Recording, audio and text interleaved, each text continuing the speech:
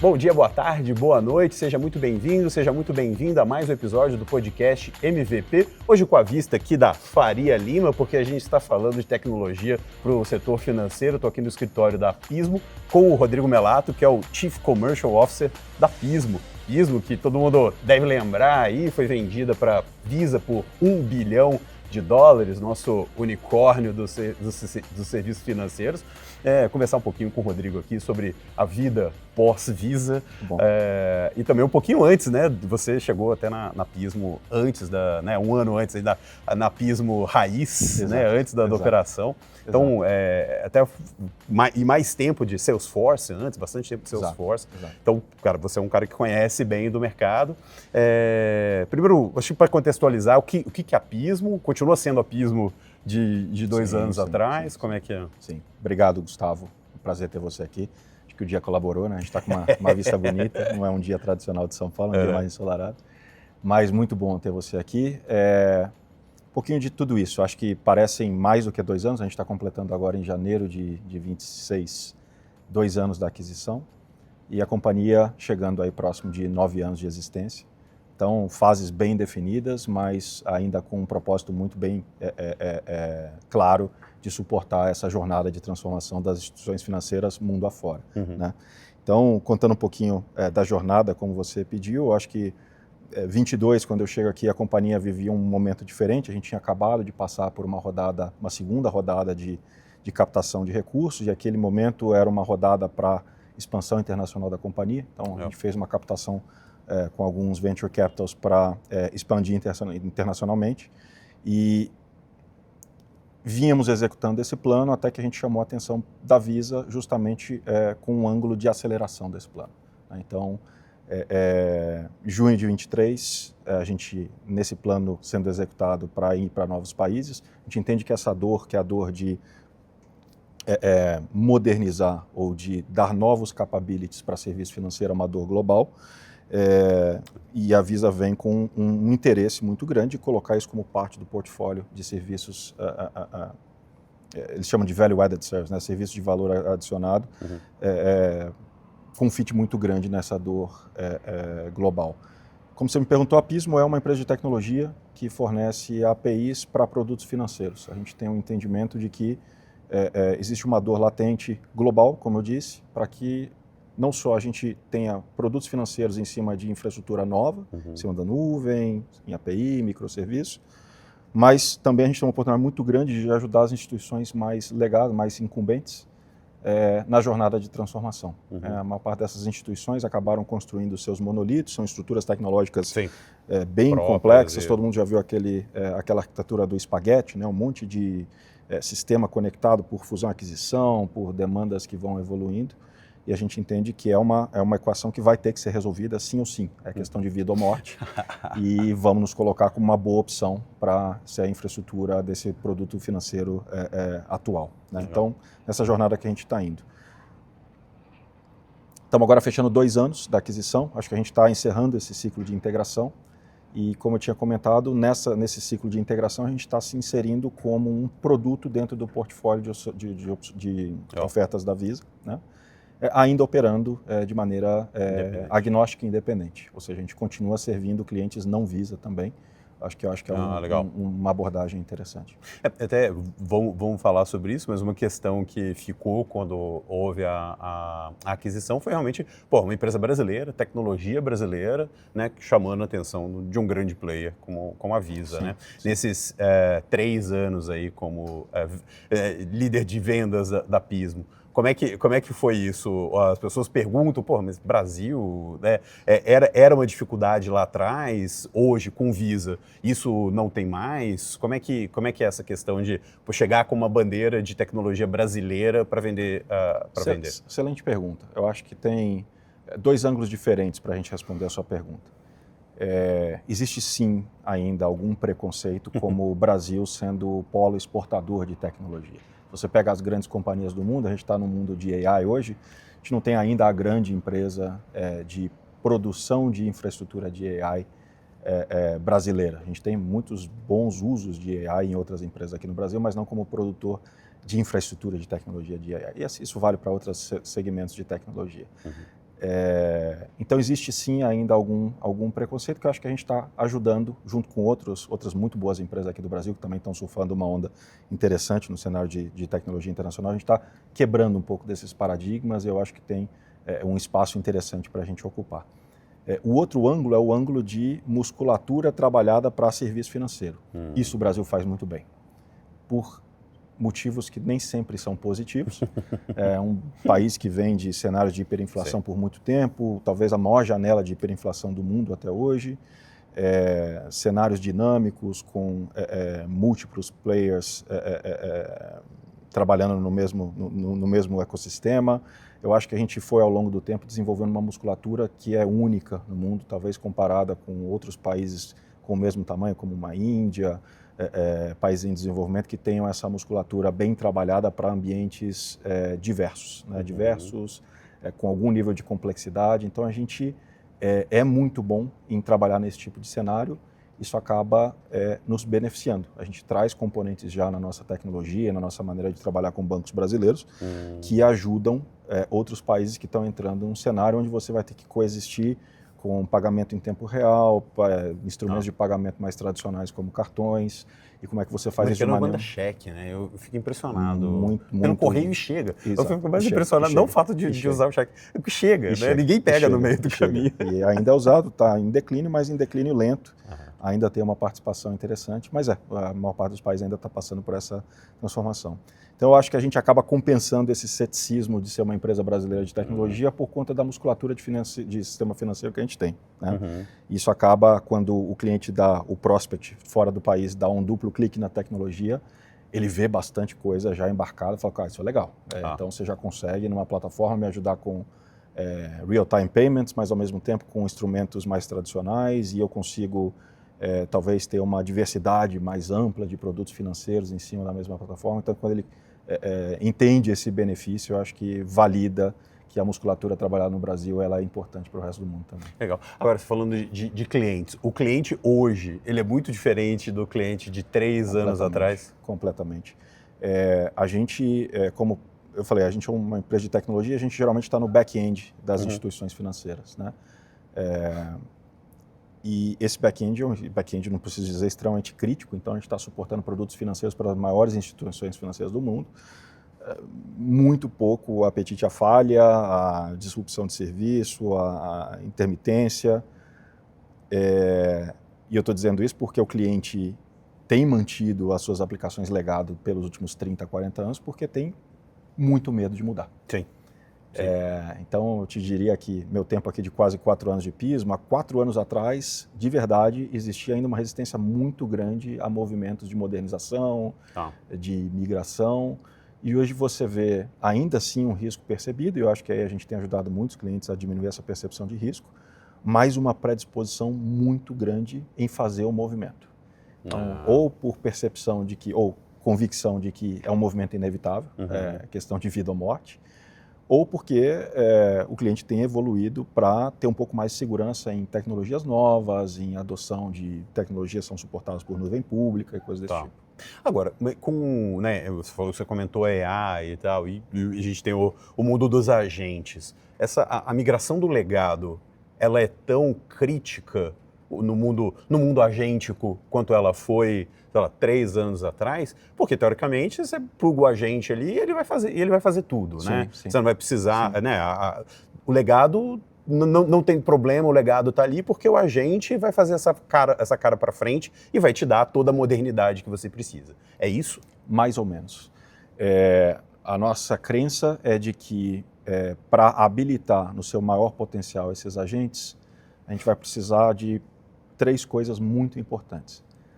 A primeira é a infraestrutura não flexível, não escalável, não eficiente que a gente tem em alguns cenários, ela não se adequa bem nesse novo mundo agêntico. Por diversos motivos, que vão desde escalabilidade, eficiência de custo e outros, né? Então, a gente precisa adaptar a infraestrutura na maior parte das instituições financeiras para esse mundo de uma infraestrutura mais elástica e mais eficiente. Esse é o primeiro ponto. Segundo ponto é qualidade de dados. De maneira geral, a informação, o dado ainda é muito fragmentado em instituições mais sofisticadas, para usar um termo mais suave. A gente entende que usando infraestruturas um pouco mais modernas, mais adequadas, vamos chamar assim, a gente consegue uma qualidade melhor de dado que vai ajudar demais na implementação dos agentes. Com uma qualidade de dados melhor, você consegue casos de uso mais diferenciados, mais arrojados, e isso acaba se refletindo numa experiência muito melhor do cliente. E o último, que é quase trivial, mas que é muito difícil de resolver, talento. Né? Então, você precisa de pessoas com skills apropriados para te ajudar a desenvolver esses use cases que vão te diferenciar com os agentes. Aí você me pergunta, mas o que tem a ver talento com isso tudo? A gente tem falado isso muito com os clientes, né? A chance de você ir nas melhores universidades do país hoje e procurar gente para te ajudar com sistemas mais tradicionais, como mainframe, COBOL, é bem complicado. Bem complicado, exato. Então, quando a gente não usa... tem mais gente... É bastante difícil, pouco motivador, né? Olha, eu vou te ajudar a construir uma carreira de sucesso na área de mainframes. É uma atratividade relativamente baixa. Mas a gente tem alguns clientes usando muito ativamente usar plataformas como a Pismo como tecnologia de ponta que é atrativo para atrair o melhor talento. Tá.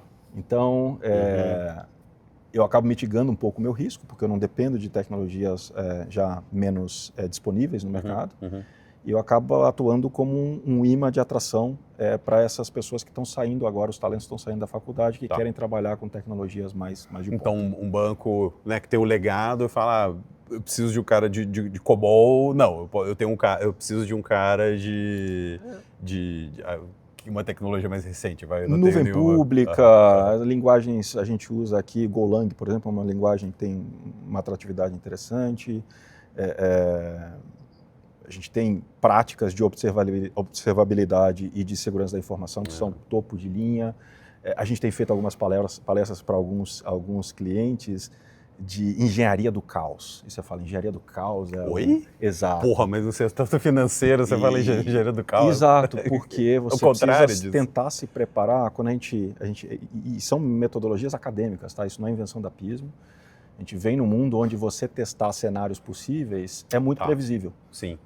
Então a gente precisa tentar se preparar para cenários não previsíveis trazidos pelo caos. Então a gente tem práticas para gerenciar cenários de caos. Ou seja, como a gente se prepara como uma infraestrutura que precisa ter resiliência, que precisa ter que passar segurança para os clientes para cenários não previstos, que é o que a gente acaba tendo muito.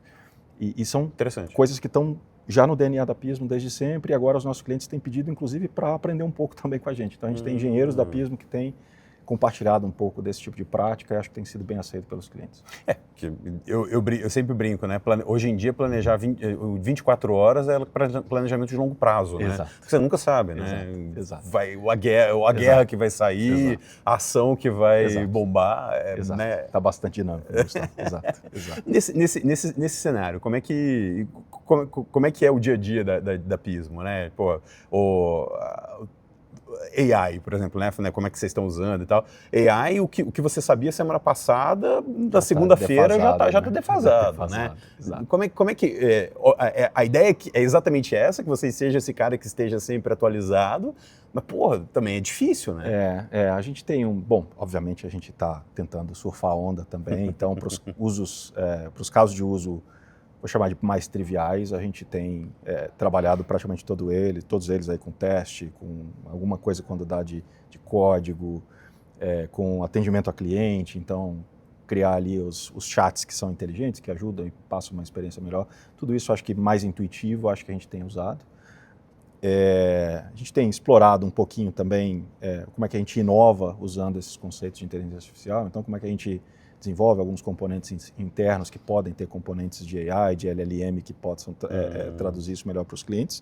Mas a gente está muito pé no chão, tá? Então, assim, estamos tentando não entrar muito na hype de tem que fazer tudo com AI. A gente tenta analisar problema a problema. Se a gente tem uma solução boa para o problema e essa solução passa por AI, a gente adota e a gente entrega para o cliente. Posso citar um caso que é meio que intuitivo, né? Eu acabei de falar de migrações, então imagina os clientes que são incumbentes e que têm que tirar uma enormidade de dados de uma aplicação, que é uma aplicação legado, que roda em mainframe, e passar para uma aplicação nova na nuvem, como a da Pismo. Então você tem que mapear os dados, como eles estão estruturados nesse sistema legado, uma série de rotinas, de procedimentos para trazer esses dados de maneira segura de um lado para o outro, sem disrupção de serviço, sem experiência ruim para o cliente. E aí, como são processos muito trabalhosos, muito demandantes por conta da quantidade de dados, de variáveis, a gente vê usos muito intuitivos e muito bons com AI para comprimir esses ciclos e diminuir o risco. Tá. Né? Então, mapeamento de dados, migração, são use cases que a gente tem explorado bastante. Eu acho que aí vem respostas muito boas para os clientes que a gente está entregando com os projetos mais complexos. Então, você comentou talentos e tem muita empresa hoje falando já que não contrata mais dev júnior, passa as tarefas para AI. Como que vocês estão vendo essa questão de recrutamento, perfil de profissionais que vocês estão contratando? Vocês contratam dev júnior, vocês contratam gente na base ainda? Sim. Como eu falei, para a codificação a gente ainda a gente tem algumas experimentações, mas acho que ainda não chegou nesse ponto de eliminar camadas ou perfis e substituir isso pela máquina. Acho que a gente não está lá ainda e nem sei se a gente vai chegar num curto prazo.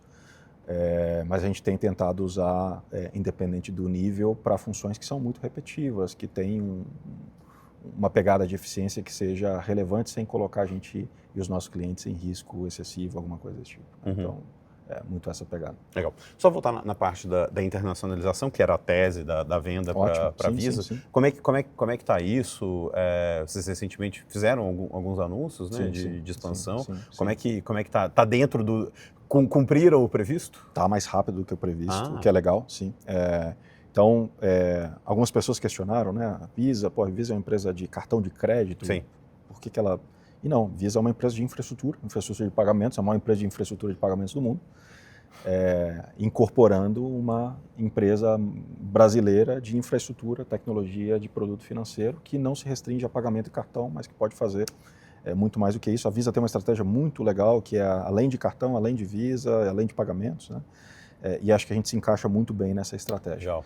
Então, desde janeiro de 24, a gente passa a ser parte da Visa, uma empresa que atua em 204 países no mundo. E a primeira decisão que a gente teve que fazer a gente não vai para 204 países. A gente tem que priorizar isso, então a gente fez uma lista aí de países para onde a gente ia atacar. Antes da Visa, a gente já atuava em 5 países. 5 países, tá. Isso. Mas na América Latina? Não, a gente começou na América Latina com Brasil, Argentina e Chile. Tá. E aí fora da América Latina, a gente tinha Índia e Austrália. Índia e Austrália? Índia e Austrália, nossa, exato. Que curioso. Como vocês foram parar lá? Diversos motivos. Índia, motivos demográficos, talvez. Um ambiente diverso em termos de ebulição regulatória. Então, você olha, eles têm o Pix deles, que é o UPI. Sim, eles que foi a têm, inspiração para o nosso Pix. Exato, um processo de bancarização acelerado. Algumas similaridades em termos de Brasil nos levaram a olhar com carinho para a Índia. Acabamos trazendo para a companhia alguns colegas, alguns executivos que entendiam muito bem o mercado indiano e acabamos decidindo ir por esse caminho. Tem se mostrado uma decisão boa. A Austrália acho que foi uma consequência da Índia. Porque estava ali, né? Exato. E aí com a Visa a gente seleciona um grupo adicional de países para focar, países bem intuitivos, os maiores países em termos de maturidade para produto financeiro no mundo, com grandes bancos incumbentes, com necessidade de transformação e também com alguma aceleração em surgimento de novas fintechs, de novas empresas que também demandassem esse tipo de tecnologia. Tá. Tem sido muito mais rápido, como eu te disse. A minha expectativa é que a gente dobrasse esse número de países onde a gente está agora, e a gente mais do que triplicou já. Então hoje a gente está em 16 países já como operação, e eu acho que a gente continua crescendo um pouquinho aí nos próximos anos. E a notícia é melhor ainda porque a gente tem conseguido entrar em países que são relevantes. Então a gente está nos Estados Unidos, está na Inglaterra, na Holanda, enfim, a gente tem conseguido evoluir de maneira satisfatória. Acho que a combinação perfeita da presença da Visa, são, como eu disse, 204 países, 16 mil clientes, agora com um produto adicional no portfólio que é relevante para os clientes. Então uma combinação que tem sido bem relevante. Agora, esse 16, o próximo passo é 32 ou é mais aprofundar onde vocês a gente não tem um número target, a gente tem, se você olhar de maneira bem intuitiva onde estão as 200 maiores instituições do mundo, muito provavelmente a gente vai tentar, cobertos ali. A gente vai tentar ir mais ou menos onde elas estão, mas não tem precisamos estar nesse país esse ano, não, acho que a gente tem tentado estar mais próximo das grandes instituições e aí aproveitado oportunidades para acelerar, dependendo de onde eles querem começar. Como é que você chega nas grandes instituições? Como é que é o go-to-market? A gente tem, hoje, em países mais maduros como o Brasil, a gente já tem um boca a boca muito interessante. Então, além de uma força de vendas que está presente, os nossos próprios clientes falam uns para os outros, a gente acaba abrindo portas dessa maneira. Em países onde a gente está entrando, geralmente a Visa é o principal acelerador. A principal porta, acelerador. ela que leva. Exato. Tem um terceiro vetor, então, boca a boca dos clientes felizes, Visa onde a gente ainda não está. Eu somaria um terceiro vetor aqui de abertura de oportunidades, que a gente trabalha geralmente com os grandes integradores, as grandes empresas de consultoria do mundo, e eles têm também oferecido tecnologia da Pismo como boas opções para os clientes deles. Legal. Isso já existia antes de Visa ou foi também uma oportunidade? Existia de maneira mais restrita, acho que a gente trabalhava basicamente com um grande integrador aqui no Brasil, antes da aquisição. Hoje a gente já tem um número maior desses integradores trabalhando conosco para expandir presença global também. Às vezes a gente prioriza com cada um deles uma região. Interessante, mas então quer dizer, já é um produto de classe global com as consultorias já até... Sim, definitivamente. Interessante isso. Com bastante atratividade. Hoje eu acho que a gente pode, inclusive... A gente está numa boa situação de poder filtrar o que realmente se encaixa melhor e tudo mais, né? Saímos daquela história de 4 anos atrás que era a gente batendo em um monte de porta e ninguém abrindo.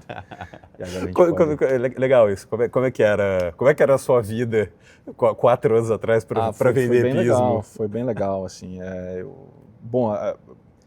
Como você citou, né? Eu vim da Salesforce, que já era uma empresa mais madura, mas ainda também de certa forma recente aqui no mercado latino-americano. Para uma empresa que ainda é em estruturação, como a Pismo, e com muita coisa de fundação para construir. Conta, como é que foi isso, né? Sair da Salesforce, uma empresa global já conhecida, de capital aberto, para vir para a Pismo, uma empresa de tecnologia brasileira, iniciante, né? Sim. Era o desafio que eu particularmente queria para a minha carreira e acho que dei muita sorte de encontrar um time fantástico aqui. Mas no começo dá um friozinho na barriga, né? Porque basicamente... É uma aposta, né? É uma aposta, mas mais do que aposta, Gustavo. Eu tinha antes da Pismo, não só a Salesforce, mas tinha tido uma carreira já longa com empresas internacionais mais maduras.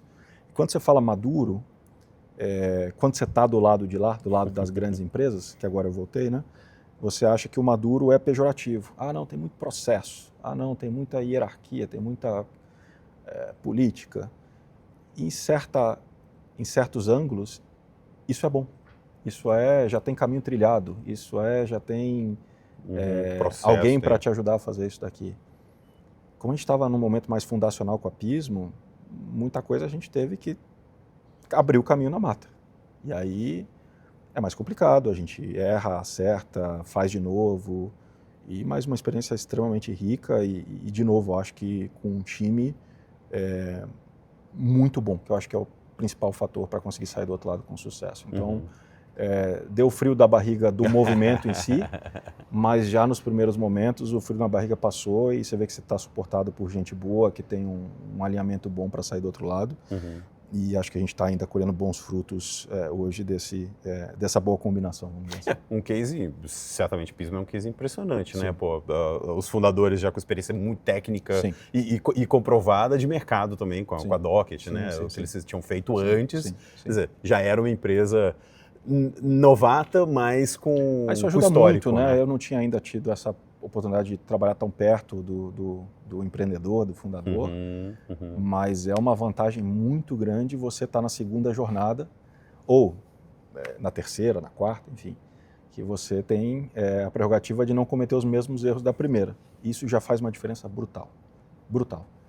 A gente vê que o empreendedor, o empresário, ele às vezes poderia ir por caminhos um pouco menos difíceis, eu não vou nem falar mais fácil, baseado em conselho, em experiência prévia, e isso acelera muito o plano, né?